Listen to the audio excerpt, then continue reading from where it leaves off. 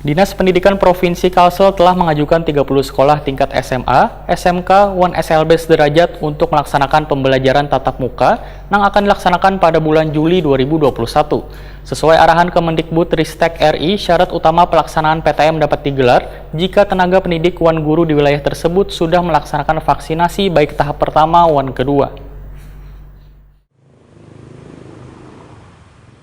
Dinas Pendidikan Provinsi Kalimantan Selatan telah mengajukan 30 sekolah tingkat SMA, SMK, 1SLB sederajat untuk melaksanakan pembelajaran tatap muka yang akan dilaksanakan pada bulan Juli 2021.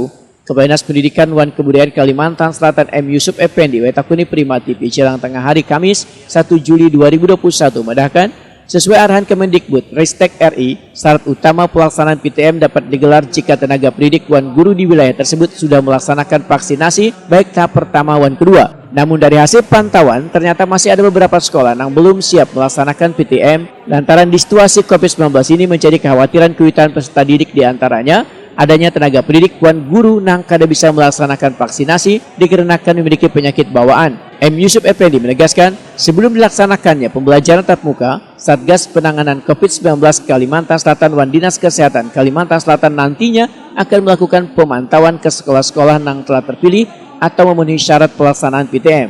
Jika nantinya sekolah tersebut memenuhi syarat untuk melaksanakan PTM, maka Disdik, ujar M. Yusuf Effendi, nantinya akan mengeluarkan surat rekomendasi untuk diajukan ke PJ Gubernur Kalimantan Selatan agar ditindaklanjuti. Kita usulkan dari beberapa kriteria tadi yang memenuhi syarat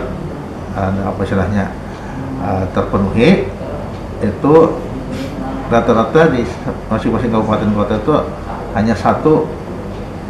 Nah, maka itulah dijadikan sekolah floating. Nah, jadi SMA-nya 13 berarti. Kalau SMK rasanya ada 2 yang belum siap. Nah, jadi hanya 11. Nah, kemudian ada SLB 6, jadi jumlahnya 30 sekolah. Apakah 30 sekolah itu serta-merta langsung tatap muka? Belum lagi, karena nanti akan ada pengecekan dari Satgas dan dari Dinkes. Kalau Satgas dan Dinkes tadi setelah mengecek kesiapan segala sesuatunya ternyata terpenuhi syarat, nah maka nanti akan diberikan rekomendasi. Nah, rekomendasi itulah yang sebagai bahan nanti Bapak PJ Gubernur memutuskan setuju atau tidak.